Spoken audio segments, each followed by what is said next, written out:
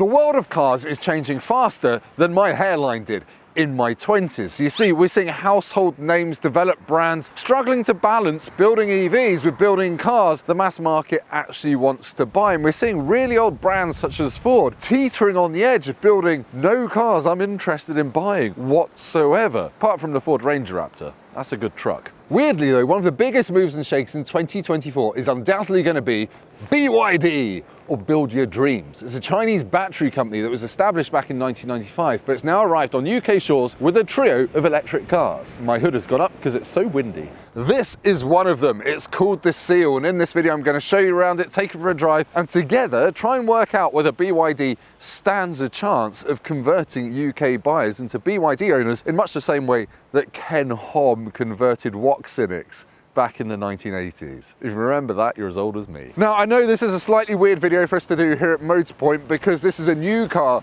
not a used car. But Google tells me that in January 2024, BYD became the 8th most Googled EV brand in the UK, up 1,500% on searches year on year. I'm about as good with numbers as I am eating vegetables, but even I know that's a lot. There's not parsnip. I know a parsnip, they're tasty.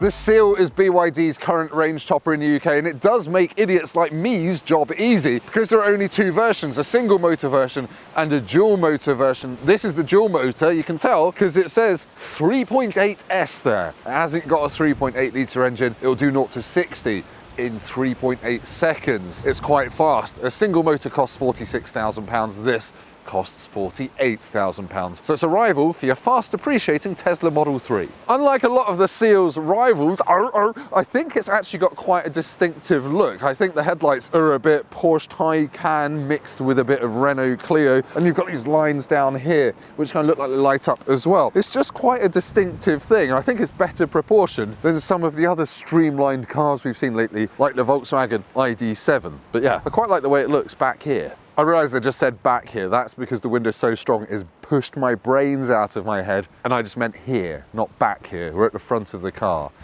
Does someone want a job doing this? Because I'm not very good at it. The back of the Seal doesn't look quite as nice as the front. It's got a slightly more bland design, although it has got this quite nice light bar. And you've got this slightly sporty looking diffuser down there. Not really sure how much downforce that's giving you, to be honest. You don't get a huge boot on the Seal. It's 402 litres, which is kind of average for a saloon of this size. But yeah, access is okay for a saloon. It's a nice wide opening. And you've got quite a large underfloor storage area here for your cables. But on paper, it's less than a Tesla Model 3, about the same size as a Polestar 2, but that is a hatchback which lifts up, giving you much better access to drop things in. You might have guessed that this car is made in China, which years ago would have meant it feels like a cheap watch from Camden Market, but not anymore. I love the way this feels. All this suede, all these swoopy lines, this huge screen looks really impressive. I like the ambiance in here. It's got a good vibe that makes a Tesla Model 3 feel as if they've deleted most of the interior, which they have, frankly. But it's not perfect here in the Seal. This looks impressive, but it is a pain in the rear end to use when you're driving. All of the climate controls are done through here. There are sub-menus for the heat. It's just an absolute faff. I've been living with this car for a week and I still can't find my way around it. There are quality niggles as well. The radio reception is really patchy. The Bluetooth connection is patchy. You have to plug in to get CarPlay to work, but I've not managed to get it to work. And there's a USB-C and a USB-A under here and a 12 volt, but yeah, there are bugs, there are software problems with it. For some reason, you can do this. You can make the screen rotate, which is quite cool when you're using the sat nav. But if you're wearing polarized sunglasses in summer, when it's vertical, the screen will just disappear. It goes black. Someone's not thought that through properly. Digital dashboard's okay. The steering wheel's nice, and the heating on the steering wheel is really hot. You've got dual wireless charging mats here. Loads of storage under here. You've got a pretty good glove box as well. So most of it is good, but there are lots of niggles that get on your nerves, such as the speed limit warning, which you can't turn off, and it's based on the traffic sign recognition camera, which constantly misreads the speed limit sign. So where I live, there are lots of 40 limits, and it thinks it's a 5-mile-an-hour limit, so it bongs at you constantly because it thinks you're speeding.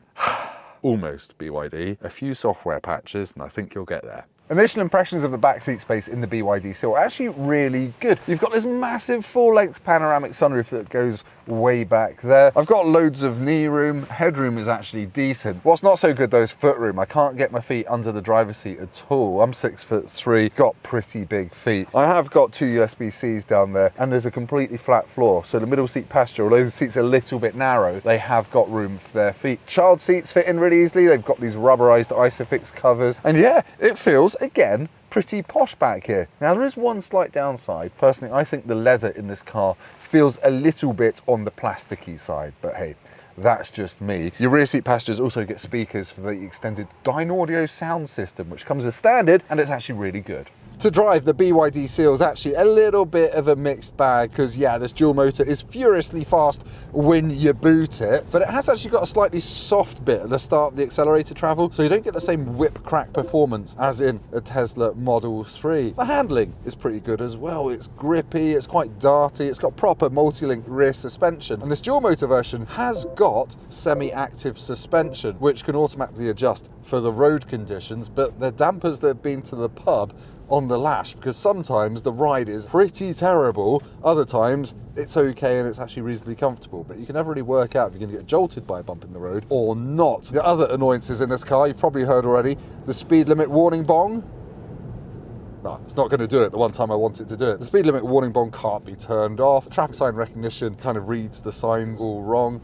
The view out the back isn't great, and to be honest, it's not that efficient either. I've been getting about 2.7 miles per kilowatt hour, which if you work it out with the 80 kilowatt hour battery this has got, is a real world range of about 210 miles, which is about 110 less than advertised, and that's included some motorway journeys. And I think it's not that efficient because it's reasonably heavy, about 2.4 tons. That's about half a ton more than a Model 3. It's probably all this screen, it's absolutely massive. But let's head back to Motorpoint for a conclusion.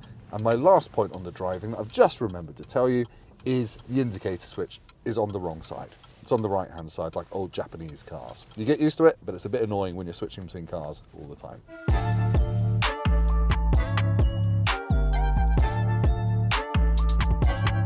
It probably sounds like I've whinged a lot about the BYD Seal in this video, but honestly, I think this is a car that's probably only a few software tweaks away from becoming a real competitor to the likes of the Tesla Model 3, but it's also a better looking car. And given that BYD is a multi-billion-dollar company that isn't run by a f***ing lunatic, I wouldn't want to bet against them. If you've made it this far in the video, then thank you for watching. You get the gift of looking at me looking like a caterpillar, and I will see you next time after you've liked this video, subscribed to the Motorpoint YouTube channel, and rung the bell notification and gone down to the comments and told me whether you'd buy a BYD or not. Goodbye. This is comfortable.